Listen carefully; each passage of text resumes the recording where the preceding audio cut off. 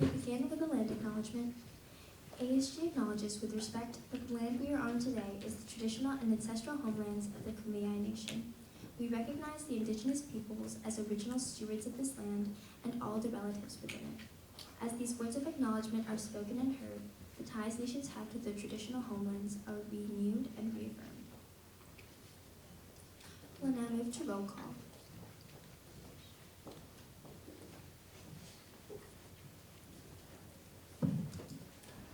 C.C. Albert. Richie Andrews. Present. Ronella Aquino. Here. Jose Arendado. Here. Latea Battenfield. Here. Wyatt Boswell. Present. Tatiana Colon. Present. Jameson Daytop. Stella Destino. Present. Eliana Freitas. Present. Victoria Garcia. Present. Dorothy Gordon. Present. Alicia Gupta. Present. Cassidy Lullen. Present. Hope Lowry. Present. Emma Mozalova. Present.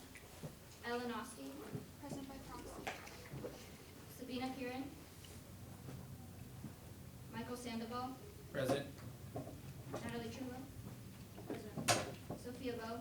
Present. And Abigail Walker.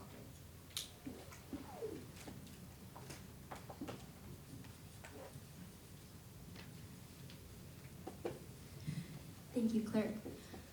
Now we have the approval of the agenda for today's meeting.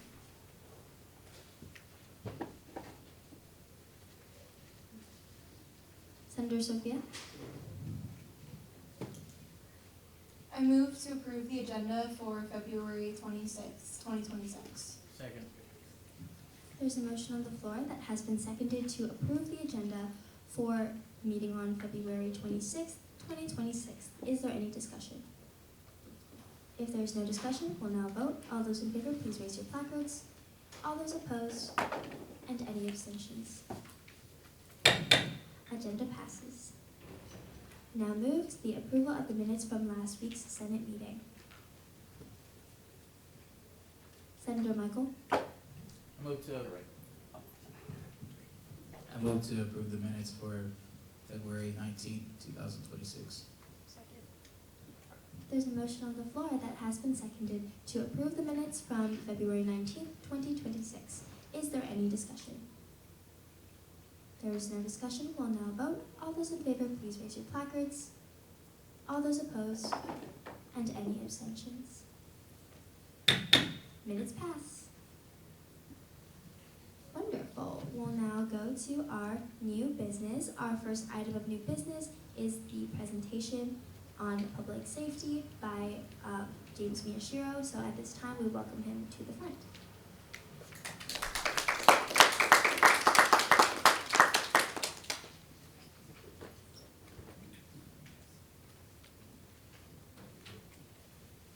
Hello.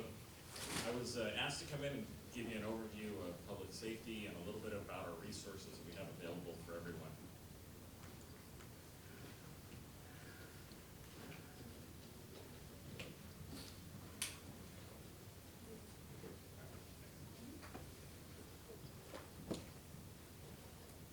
Anyway, going kind of over our what we have for physical security on campus. At every entrance to the campus, we have what we call LPRs, which are license plate readers. So we know who's coming and who's going on campus. We can also enter license plates so that if there's somebody that has been here before that has caused a problem, it will trigger us and let us know that this person has returned, and then we can find them on campus. Our parking cards also have LPRs on them, so as they drive around and check parking lots and things, we can again identify who's here. We have over 435 video surveillance cameras on campus, and they're all in public areas, and it allows us to really get a good glimpse of what's taking place on campus, and if we do have crimes or we have other incidents that come up.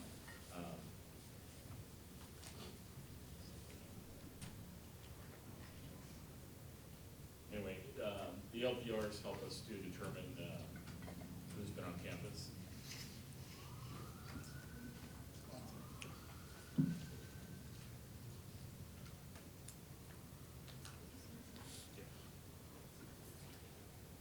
also, as everybody knows, we use the Salto access control cards.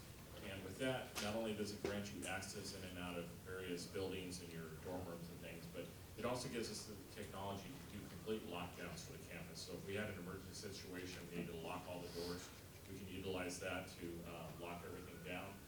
We have a very robust campus alert system, so if anything happens, you get a text message, an email, as well as a phone call if it's an extreme emergency, telling you what's taking place. And in addition to that, it also corresponds with our intranet, and it allows us to take over every computer that's connected on campus, so we can send emergency alerts on that as well. Not sure why it keeps going out, but anyway, some of the other things that we have on campus is we have a public address system, so that we can also do verbal.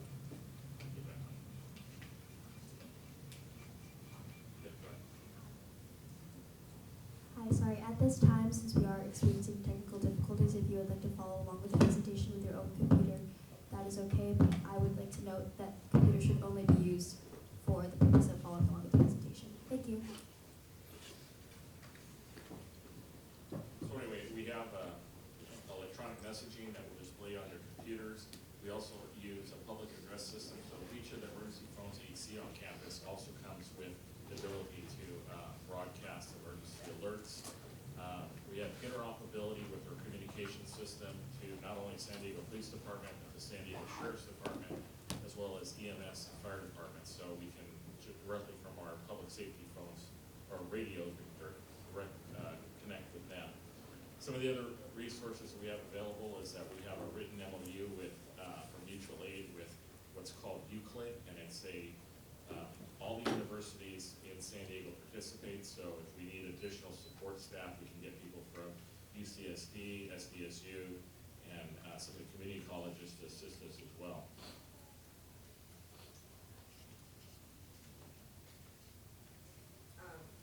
Just ignore Doc, sorry. Okay, that's okay.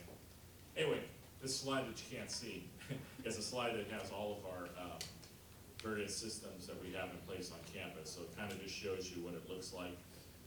It has our alert systems, our dispatch center. We have a ton of monitors, so we monitor a lot of different activities that are taking place.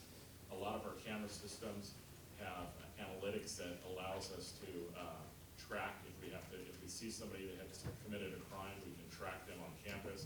It also allows us recognition of objects and things. If we're looking for somebody on a skateboard or on a bicycle, it alerts us and tells us where that person is going.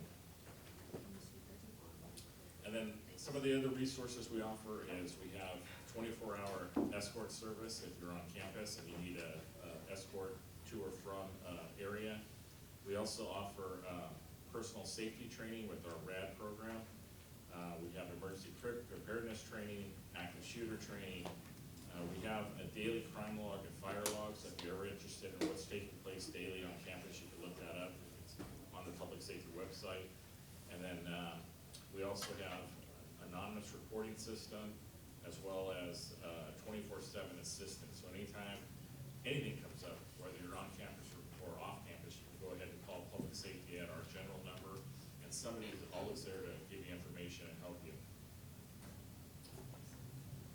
And then the other slide you can't see is our public safety website, and it kind of lists, if you go to public safety website and click on emergency management, it lists a whole bunch of resources that we have available, everything that you can look up from bomb threats to earthquakes to evacuation. All the information is on the website. And then we also have a link to incident reporting where you can anonymously report anything that you see. So if you see something suspicious and you don't want to call it in, you can do it anonymously. You can also attach a video or a photograph of what you see so that we have that information. And the last part of it was kind of going over MyUSD safety app, and it's the app that's on your MyUSD app that I think everybody uses on their phone. You can go in there and there's a section that says safety check.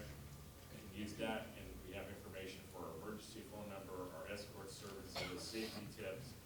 Also on the app, it lists our tram schedule as well as the parking lots, and tells you what parking lots have available spaces, so you can look at that as well, so you know, instead of driving a lot that has maybe 10 or 11 spaces, drive somewhere else that might have a bigger opening of parking spaces available.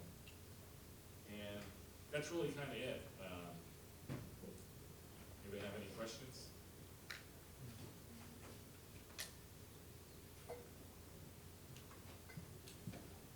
Athletics coordinator.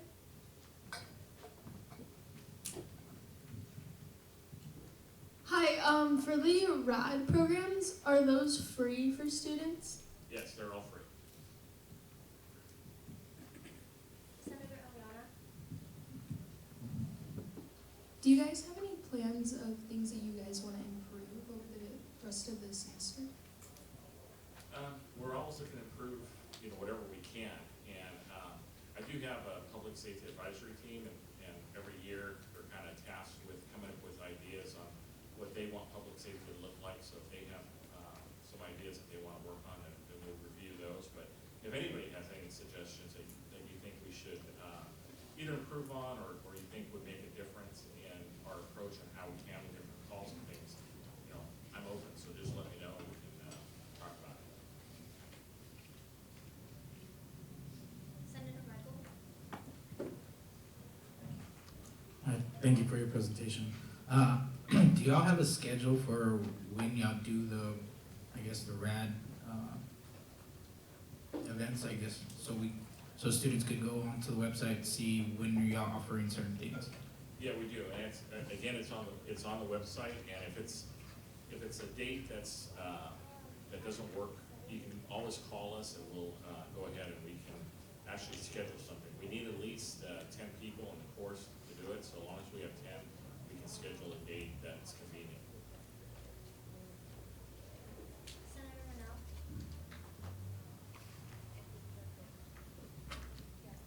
I've noticed that there's two different numbers for the Department of Public Safety. One ends in all twos and one ends in ones. So which one actually works? Yeah, one's all twos and one's all sevens, and the sevens is the general number, and the 2222 is our emergency number. And then, as I mentioned before, with our radio system, we have direct connection with San Diego PD. So if you call 911 on your cell phone or on the campus phone, they'll go ahead and directly connect you to our dispatch center as well. Vice President Galen. Hi, thank you so much. Oh, sorry, Mike. My bad. Thank you so much for coming to speak with us today. My question is sort of about preparedness for active shooters. I know we do fire drills and stuff, and I don't know if this was common among other high schools, but my high school did active shooter drills as well, and I know that our college doesn't do that. And I was just wondering if they're how our university prepares for that scenario and what we could do as students could do to prepare, just because I know we don't do drills for it. So I was wondering what we're supposed to do now in college versus what we would do in a high school, because I know how my high school was built and everything, and how we were supposed to react based off of how our school was designed, and obviously our school is different now, so just how we should be prepared and how USC prepares for that situation. Okay. And again, if you go to the public safety website, we offer training on active shooters, and that's usually done about maybe 4 times a year. But again, if you have a group of 10 or more, because we do it for some of the fraternities and sororities, they ask us to come in and do that. So if you have 10 or more, we'll come out anytime and set something up and go over your role in an active shooter. And as far as the university's preparedness, our DPS officers train annually. We train with San Diego Police Department, and we rotate where we're at. So this past year, we were at it's a building close to the airport. I don't know what it was prior use was, but we used that as our role-playing exercise for active shooter. And then in past years, we've done it at SDSU. We've done it at some of the other colleges, and we're actually here at the University of San Diego. We're in the mix to hopefully host the next one. When we do that one, then that will be a full-scale exercise, and it will last for participants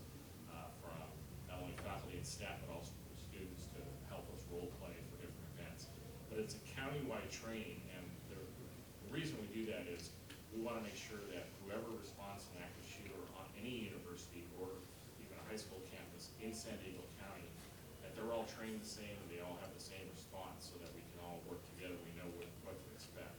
So we do that annually amongst the law enforcement agencies.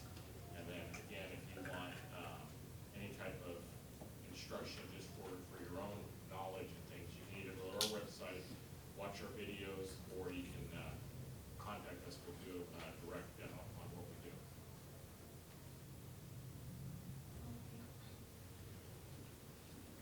Counselor Wellness Coordinator. Hi, thank you so much for hi, thank you so much for presenting.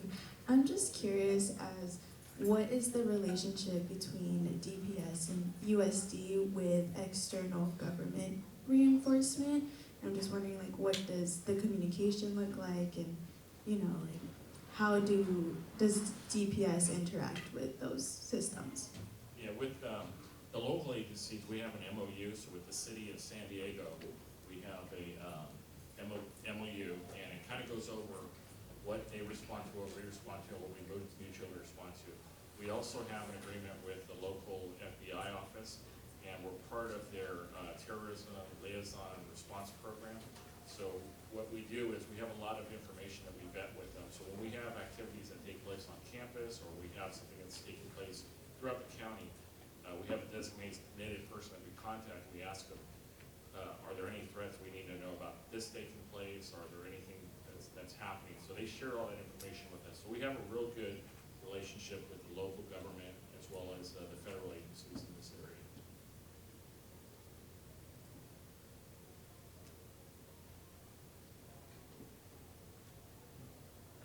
Are there any other questions at this time? Okay, well, I do know our projector was down, so feel free to have another look at the presentation. If you have any questions, go ahead and send them to me, and I can forward them, and we can get those questions answered. Sorry again for the technical difficulties. Thank you again for coming to see Sure.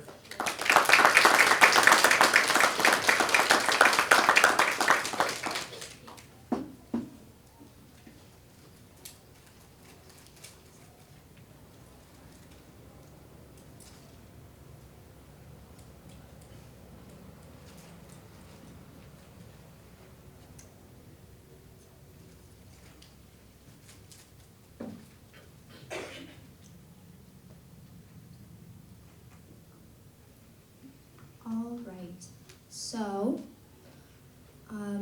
that was our presentation. Seems like our technical difficulties are resolved.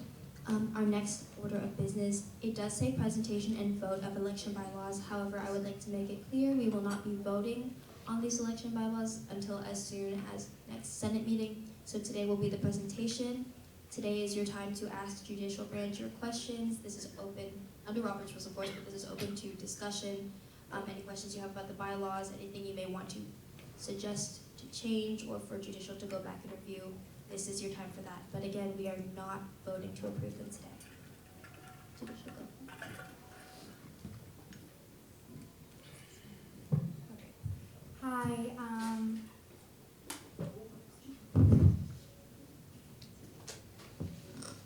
Hello, my name is Isabella Alvarez. I'm an associate justice, and hi guys, it's me. If you don't know me, I'm our parliamentarian Holiday.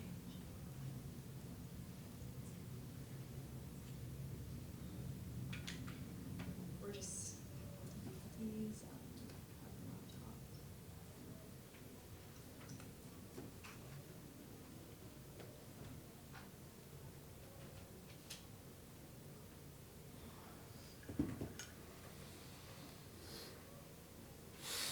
Okay, at this time I invite everybody to bring up the judicial branch bylaws edits. You should have received this in an email this afternoon.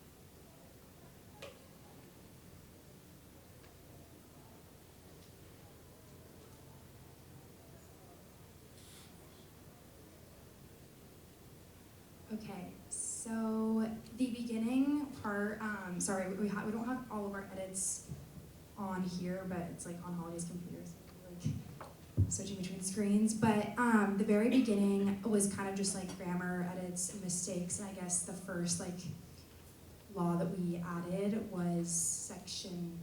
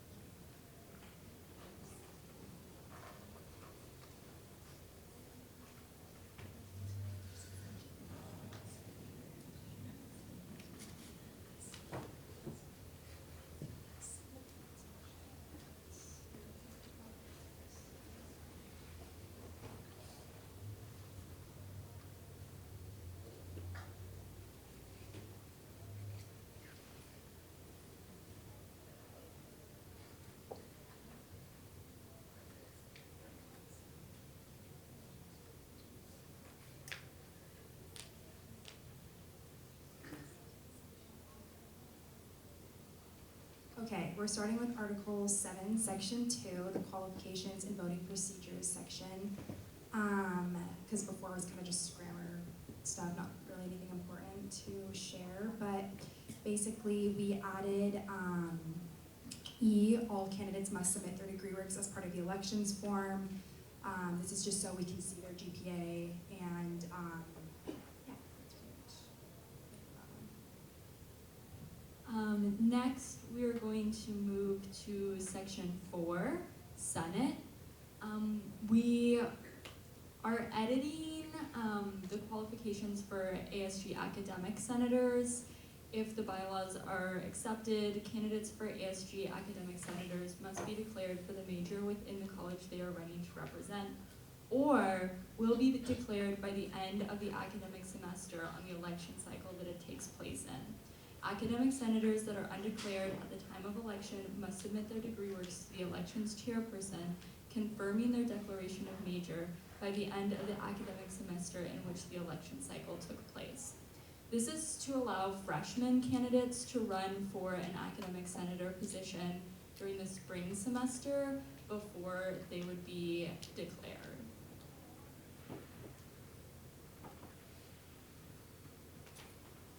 And then next is students living independently from university housing at the Pacific Ridge apartment complex who are not a part of the USD master lease are considered non-residential for the purpose of ASG elections and are ineligible to run for or hold the Pacific Ridge senator position. These individuals are eligible to run for the commuter senator position. That one's pretty self-explanatory. Yeah, we just kind of switched to that.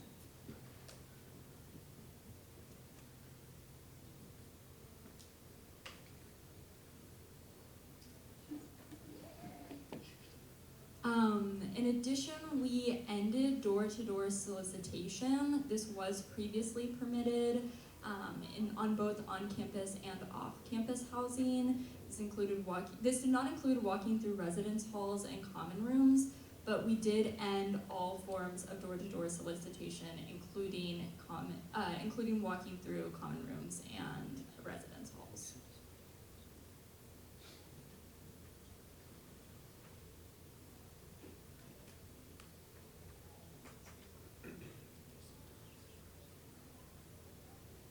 And that's pretty much it for the major edits that we made. Everything else is pretty much just grammar based, and you can look through individually if you think anything else is important to add, or if you have any questions about the things that we added or changed.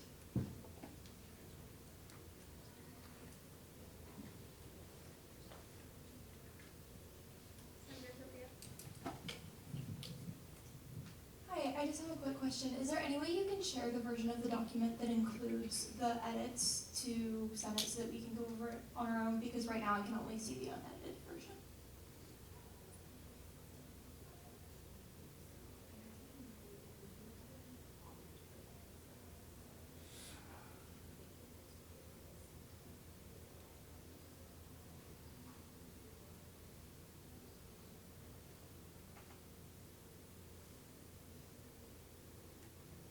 Thank you.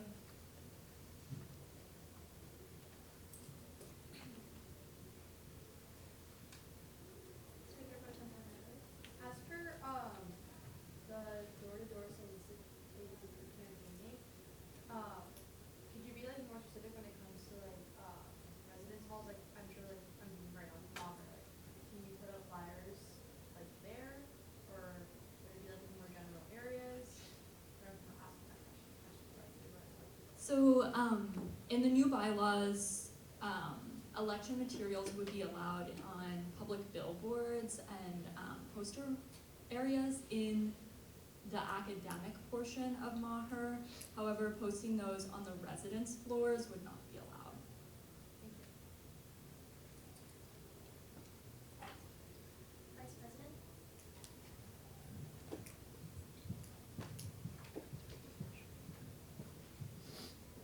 I have two comments. Well, a comment and a question.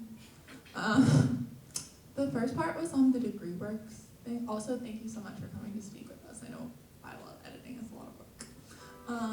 But for the degree works part, the first part where you were talking about people need to submit their degree work so you can see their GPA, it's my understanding that Karina verifies people's credit and like GPA standing. So I don't know if people necessarily do need to still submit their degree works and give other like students access to what their GPA is. I could be wrong, but I would consider getting rid of that since Karina verifies people's transcripts. And then my second point was I also had questions about the door-to-door solicitation. Would it just be like residence halls? Would people be allowed to like campaign in like the common spaces in academic buildings? Like could you walk around like study spaces and ask questions? Like could you define that more for us? We saw issues with safety through Res Life. They were uncomfortable with students who did not have access to the building entering those buildings. And because in the spring semester, students will be campaigning for residential areas that they do not yet live in, we are trying to mitigate the safety risk of letting students who do not have access to those residential floors into those portions of the building. So like in Maher, buildings that do have an academic section, campaigning would be allowed there, just not in areas that are like key card required. We also were talking about how it's kind of like an unfair advantage too, because if you're friends with someone who lives in like the valley, but you're from Maher, it can get complicated, and some other candidates might not have that like opportunity to be in those residential halls, so it just kind of creates confusion. So that's why we decided to kind of just eliminate it. President Lilly?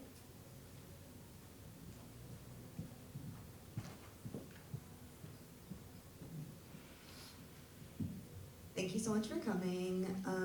My questions were also just around the soliciting, so you answered part of it, but additionally, are you able to campaign in the resident hall in which you live? And like, how are we going to necessarily like implement or track how people are doing this? Like, if they were to like break the bylaws, you know, that's more what I'm thinking about, is just how are we going to be able to implement it into the rules?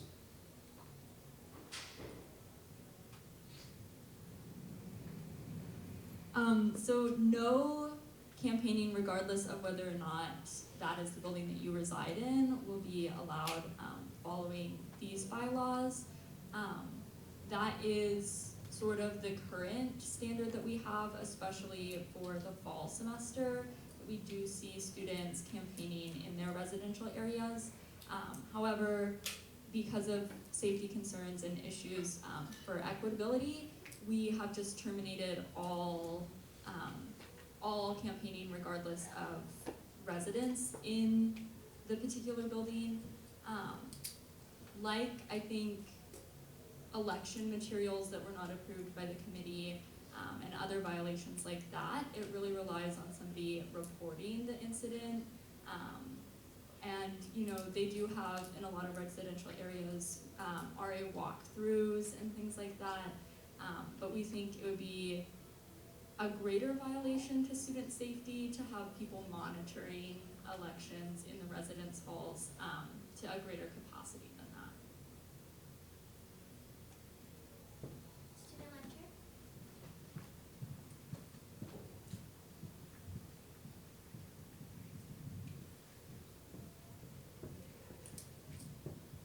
Thank you for coming and talking to us. Another question about the soliciting. What areas would be okay then? Because places like Bosley have bulletin boards, or Crossroads, or different areas like that. But I also know that I personally live in Valley A, and we have bulletin boards in every single floor. So is like that okay, or is that not okay, even if I like physically live on that floor? So in regards to your specific examples, looking at things like Bosley Cafe, which is a public space for all students, regardless of whether or not they do live in the valley, we would see that as formidable because that is open to all undergraduate students, regardless of living area. Looking at bulletin boards like the RA bulletin boards living specifically in a building, we would define those as residence areas because that building is not used for another purpose. If you're in that section of the building, it is because you're accessing a residence hall. Okay, I have two questions. My first one is so regarding the soliciting. My one concern would be I guess the residents of Maher or the people that are running from Maher might have an unfair advantage because everyone comes down from that same staircase and bulletin boards are there. In places like Valley B or Valley A, it's more scattered and you don't know who's going into Bosley and who's looking at certain bulletin boards and things like that. So my question is, how would you guys kind of make sure it's fair along all resident halls? And then my second question has to do with the Pack Ridge Senator. I work with residential life, so I know that we have, I think, over 100 undergrads living in Pack. I mean, I think that that's worth having a senator represent them. I mean, I understand that it could be a community senator as well, but I wanted to kind of understand your guys' thought process through that. I will answer the Pack Ridge Senator portion first.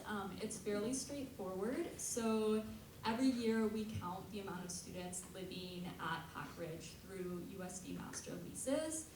Students who are living in Pack Ridge independently of the USD master lease are not able to be counted as residents of Pack Ridge. So when we apportion Senate seats to residential areas like Pack Ridge, we are only counting the students in the USD master lease. And therefore, we think that it is most fair and offers the most representation to have Pack Ridge senators required to be counted, to be of the students counted in the census, rather than, say you live at Pack Ridge on your own. The school is not necessarily aware of your living there and you're not counted as a resident of Pack Ridge in the census. Can you repeat the question? My question was just how will you guys ensure equality when it comes to certain residential areas? So again, Valley A having a bunch of different buildings, and then one Bosley and one Crossroads, you can't ensure that every single student is going to see that flyer, and then Maher, where everyone kind of comes down this same stairway or exits the same exit. Definitely, that's a really good point. I feel like we didn't really discuss how we would ensure equality yet, but it's kind of just situational. I don't know, you can't really control where, everyone lives and how many bulletin boards there will be and things like that. But I feel, I don't know, if that's, can we discuss that? We'll discuss that with our other associate justices, and all these comments all this feedback we'll be discussing, so to be determined. It also should be noted that all potential ASG candidates are able to post on all of the billboards across campus. So just because a bulletin board is in Maher does not exclude other candidates from posting on it, which I think is, if we're thinking of whether or not students are getting an equitable amount of visibility, all students are allowed to post, if you're running for a position in Maher, you would be able to post in Crossroads and vice versa. And then with that, I would imagine that most of the people viewing bulletin boards in Maher for senators running for Maher residential life positions would be residents of Maher, and I don't think that there would be necessarily an unfair advantage so long as students are allowed to post on all areas in an equitable fashion.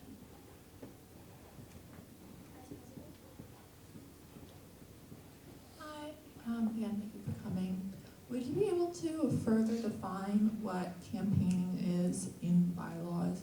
Just because I feel like if you are further limiting door-to-door solicitation, I just feel like a student discussing the campaign with their friends could turn into somebody else interpreting it as like them campaigning. Like if they're putting up posters and they're talking about it with their friends, somebody else might be like, oh, they're campaigning.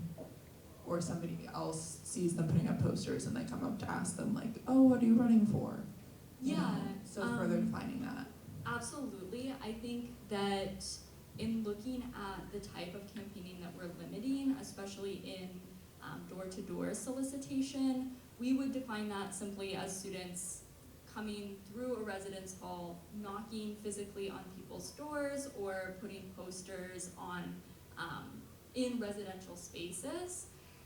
Students discussing their election with their friends.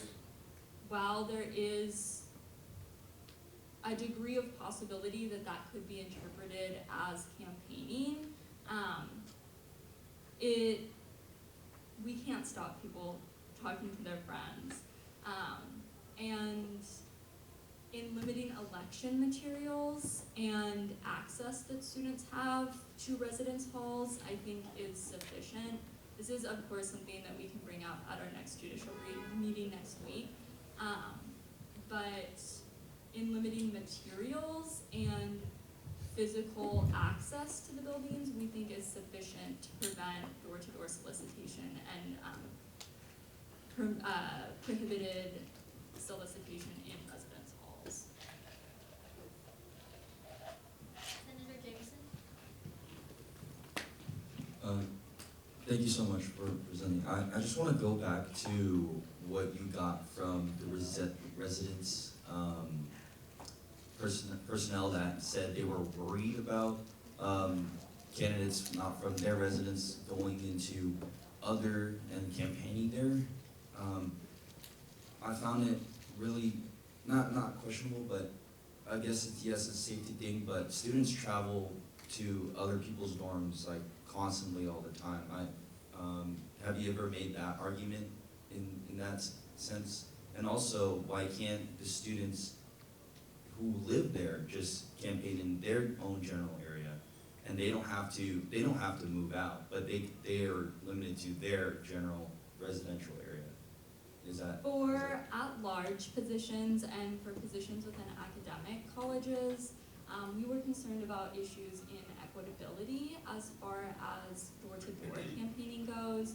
So if I have 50 friends and they're at all residence halls on campus, I have a lot more access to these spaces than someone who has maybe 3 friends or who has friends that are primarily commuter students. And so our decision to disallow door-to-door campaigning is primarily based in equitability. We also, in addition to that, had concerns from ResLife about the safety of letting students who do not technically have access to those floors in order to campaign. Of course, we understand that students probably every day are entering these floors without proper key card access, either with a friend or someone propped the door open. However, we do see a safety issue in letting anybody who says they're campaigning for an elected position into the residence halls. And that was echoed by Res Life.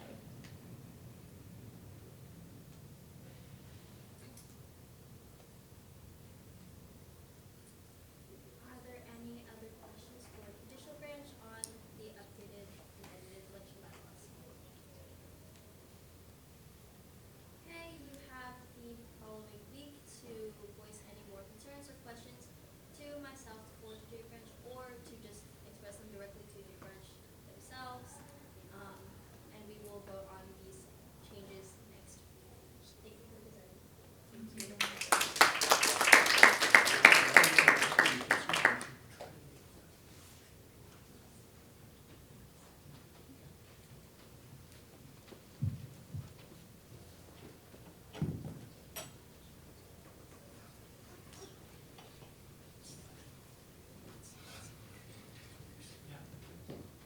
All right, we'll now go to the presentation of the new student organization. So at this time, I invite the student org committee to come to the front and present.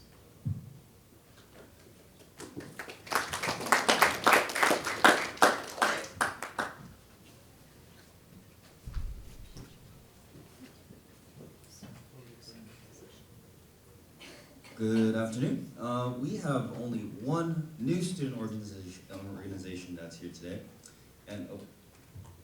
And just a reminder that the approval of new student organizations, the organization listed has completed the new club registration process and has completed all necessary steps regarding registration. And the next step for them is to attend the student org committee meeting.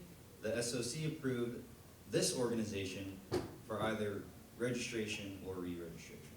So this new student organization is the National Alliance on Mental Health. Their mission is dedicated to building better lives for Americans and raising awareness and education for all those in need. They aim to empower young adults to educate students on how to better their mental state while navigating adulthood. Their goal alignment is supporting emphasis on creating an inclusive and hopeful world by supporting the campus's mental health, providing a more hopeful and joyful world. Are there any questions? Cool. So, questions, comments, concerns. Once senators are ready, they may opt to move to approve the new studentization for the 2025-2026 academic school year. Senator Sophia? I move to approve the following new student organization for the 25-26 academic year. Second. There's a motion on the floor that has been seconded to approve this organization for the 2025 to 2026 academic year. Is there any discussion? If there is no discussion, we will now vote. All those in favor, please raise your placards. All those opposed, and any abstentions. Motion passes. Thank you, Student Org Committee. Thank you. Oh, all right, we're already on my slide. We have a report from the Speaker of the Senate next. Hi, I'm back. Just so no one get too close, please. Please, I don't think I'm contagious anymore, but for my sanity and for yours, don't get sick, please. I watched the replay from last week's meeting. You all did amazing. I'm so proud of all of you. I'm especially proud and want to give a shout out to Speaker Bertram Natalie for chairing her first meeting. That was great. All right, and then I have one-on-ones with chairs and coordinators this week. If you have not had your one-on-one with me yet, you will soon. And I look forward to seeing you then. For those of you who I've already had meetings with, thank you. I will be at Student Affairs Committee Board of Trustees SACBOT next week with President Lilly. So guess who's chairing next week's meeting? It's not me, it's Speaker Pro Tempore Natalie again. So guys, sorry. Oh my goodness, I'm a bunch of giggles right now. But yes, Natalie will be chairing next week's meeting. It will be a relatively short Senate. We do not have a speaker, but there is mandatory training that will be held after Senate is adjourned. So please make sure you prepare for that. Please prepare to stay. I believe Advisor Jackie is leading that training next week? No? Okay. Oh, okay, never mind, not her, but other people will be leading that training. All right, so be ready for that next week. For those of you working on the ROTC Priority Registration Initiative, expect a form to be, not a form, a Google Sheet to be sent out by me to fill out to start doing some research on other schools and what they are doing with their programs. President Lilly has requested that we move forward into that portion, or the research portion of that initiative. And lastly, interviews for leadership positions are to be scheduled soon, so if you have emailed me about that, then please expect an email from me coming soon. My contact information is at the bottom as always. I need to change those office hours. I changed mine. Okay, all right. If you have any questions, let me know. Thank you. We'll now move to the reports from the Senate lead team. Hi everyone, happy Thursday. I completed all one-on-ones. Thank you to everyone I had one-on-ones with. You guys are all amazing. Let me know if you have any speaker requests, and as always, feel free to reach out if you need anything. And I'm sorry for next week's Senate.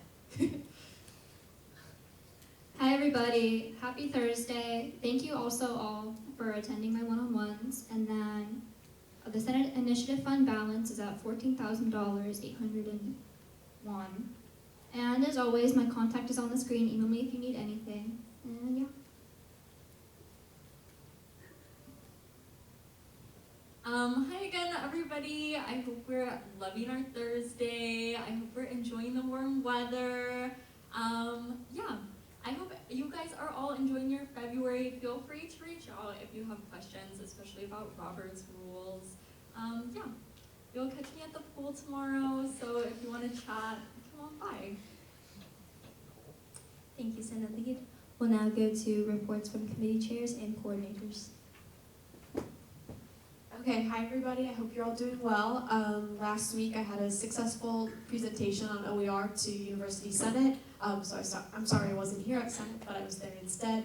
And then our committee finalized some research we've been doing on OERs and shared that with Dean Gong in the library, so we're hoping that can be helpful to her in the outreach she's doing to faculty. And then we have a tabling next Tuesday during dead hours on the patio between the School of Nursing and Camino. We're giving out free boba for people that participate in an interactive activity. So yeah, I would encourage you to stop by if you can and tell your friends. And then I'm sure Caitlin will mention this, but yeah, academic grants are open. So if you know anybody that is doing research and that could be beneficial to them to get some funding, then let them know to take a look at that. And then in terms of ROTC priority registration, I've been working with Jameson and Tatiana on that. We've been scheduling some meetings with different administrators to hopefully move that along. And then also we're going to definitely incorporate research from other schools into the research that we've already done. So yeah, hoping to make some progress on that. Any questions or suggestions, then reach out to me. That's all. I will present this slide. Updates from the Student Org Committee. For those of you who don't know, I've been interim chair for now, so I've been chairing Student Org Committee.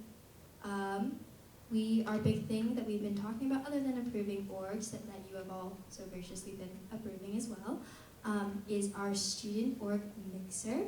So we are looking to have it March 17th during Torero hours in Plaza de San Diego, so that's in front of Maher and like by the Law Circle.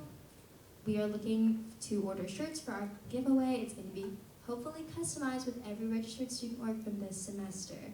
So that is a shout out to the committee for being willing to do almost 200 orgs on the back of the t-shirt.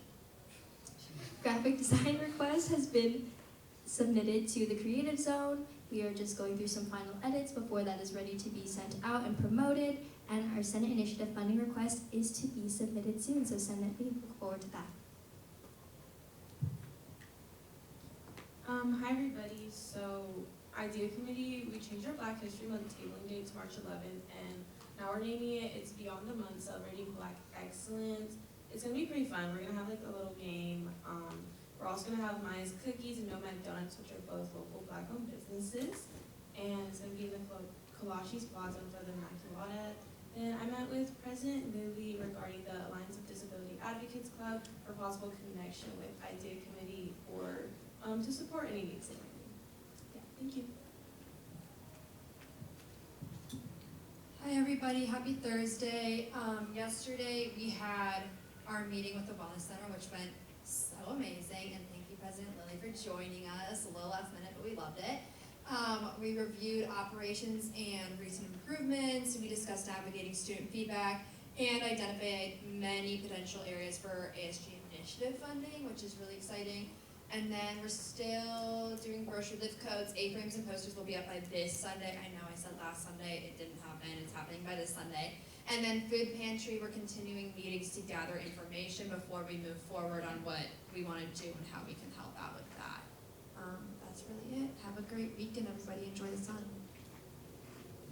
Hi everyone. This morning I met with Jalitza, just talking about a couple things, but still working on tennis and the gift card outreach event, just have to do a few tweaks to that. And then looking into getting clocks into the classroom, that'll be like my more at-large center side of things. And then tickets will be added to the calendar soon, hoping to confirm all those dates by the end of this week. And then as always, you can feel free to reach out to me. Hi everyone. So on 2/25, I had the wellness operations come to the SLC meeting, and it went well, as Student Life Chair has mentioned. And then there are currently some trainings and certifications that you can get and let other constituents know. So QPR is basically a question, persuade, refer intervention, and that helps you kind of understand signs of like suicide and how to intervene in that instance. And then those are the spring dates, and then also there are current Narcan training, and if you want further information, you can scan the QR code. Thank you. Thank you, chairs and coordinators. We'll now go to reports from the executive board. Oh, click one more. There we go. Thank you. Happy Thursday, everyone. TGIT. I have an upcoming meeting with VP Johnson next week. I met with Dr. Howlett yesterday, and we discussed the initiative that Senator Eliana is working on with the Torero Food Pantry. I attended Student Life Committee. You all did fantastic. I discussed affordability with Kimmel Yeager, and we'll be moving down. Exec is focusing on affordability this semester, focusing on some categories such as food on campus, access to wellness resources, and parking. SACBOT is next week, so I will not be here. Let me know if you need anything, or if there's anything pressing that you would like me to bring up with either VP Johnson or take to SACBOT. The absence policy is just linked on there. If you have to do makeup training, you should have received an email from me, and I updated it with all the events. So there's a lot more options now to choose from. And if you have an event that you think or that you would like to go to, just email me, and I'll let you know if it meets the requirements. March 12th is the UFMC Multicultural Night. I would love for someone to enter as a talent, honestly, but if not, just come watch me judge. Office tasks and office hours, everyone is aware of. And finally, the April 25th, mark this on your calendar, we have the opportunity to march in the Linda Vista Multicultural Parade. I couldn't find the picture, but I will for next week. Our prior president, from a few years ago, rode in a car, like, and waved to people. So I have a dream. We might make this happen. So just mark the 25th on your calendars. Grace will send out a GCal invite, and as soon as I get more details, I will have that for you. And that is all my announcements for today. Hi guys.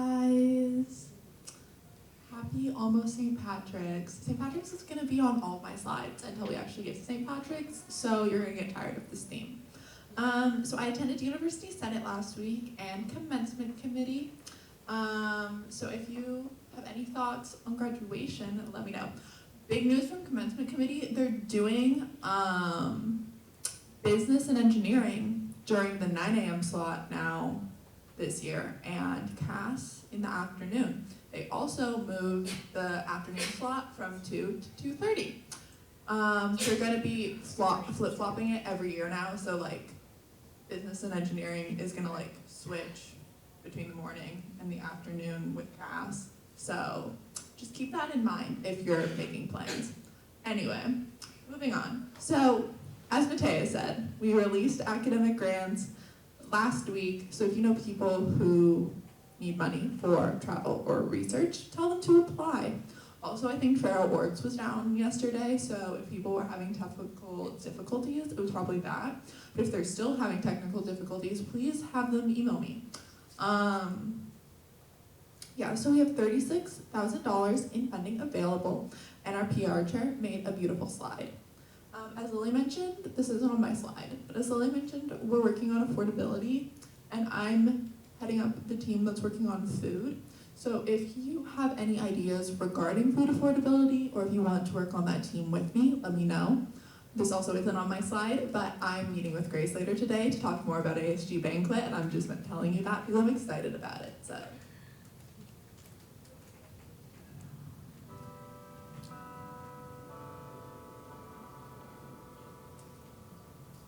Okay, well, Annalise isn't here, so I'll just read her slide.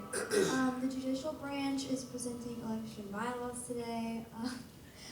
They'll begin working with the Vice President on edits to the academic grant bylaws, and the ASG application is open, so tell everybody about it. If anyone has any interest in joining judicial branch next year, please reach out to her or any of the judicial branch members.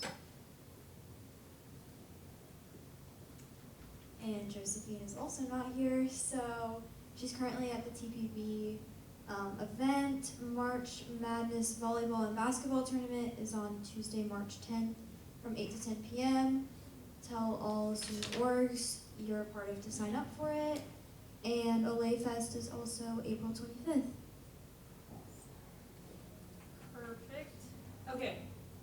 So yes, the Q3 deadline got moved to March 16th, so I will be emailing a couple people about that, and then I started a new Google Sheet, Google Form that will be a lot easier for Commons to use for the discretionary fund. Hello, I just linked the marketing request form on here again for your guys' convenience. And then please continue to spread the word about ASG elections. And if you guys didn't get a headshot last semester, most of you guys did, but if you didn't, do you want to just meet me outside on that patio? It'll take 2 seconds after Senate. Thank you. Hi everyone. So those in Finance Committee, please respond to, I sent out a new Google Calendar invite, so please respond to that. As Lily mentioned, we are attending a parking and mobility meeting on Monday, so if you have any feedback, please let us know. And then I also had sent an email a bit ago about our office tasks, so please make sure you're doing that and attending your office hours. Thank you, Exec. All right, we're now at final business and hearing of the public. At this time, any senator may take from the table any motion previously laid on the table in the week before or present urgent business. Any member of the public may voice any concerns to the assembly on non-agenda items. Senator Jameson. Hello everyone, I just want to update, I'm a part of the ROTC registration meeting. I just want to update everyone what we have been working on. So our initial plan started off with trying to meet with the registrar, and then the provost comes in on March 1st, so that's when the new provost actually starts to do his duties and such. So we're prepping towards that March 1st, and then gonna reach out to them. At this time, we're reaching out to deans, and I emailed a dean, Matea has two deans, Tatiana has two deans, Like we're all reaching out to deans to get more support from there. And then further on, coming from President Lilly's information about how we decided on this and comparing it to other schools. UCLA, SDSU, UCSD, a bunch of schools within this area, within the San Diego area, and also Southern California, all offer the same priority registration for all ROTC members. I will get in more in detail of that for you. I will go on that spreadsheet, but that's what the progress we're working on. And personally, myself, I'm working on a full, long presentation to present to the provost by the end of February. So. That's just a little update that we've been working on, so just keeping everyone in the loop. Cool, thank you. Senator Michael? Hello again, everybody. I know I've been telling everybody that I've been working with USD TV to get us segments on, to get exposure for the senators. So, here coming soon, I'm gonna be reaching out just to get your schedule so we could start scheduling times. I just waiting on them to finalize their schedule and when we're gonna be doing that. So, just a heads up.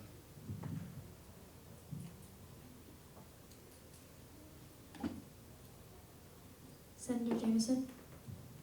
I move to adjourn Senate. There's a motion that has been seconded to adjourn Senate. We will now vote. All those in favor, please raise your placards. All those opposed, and any abstentions. Motion passes.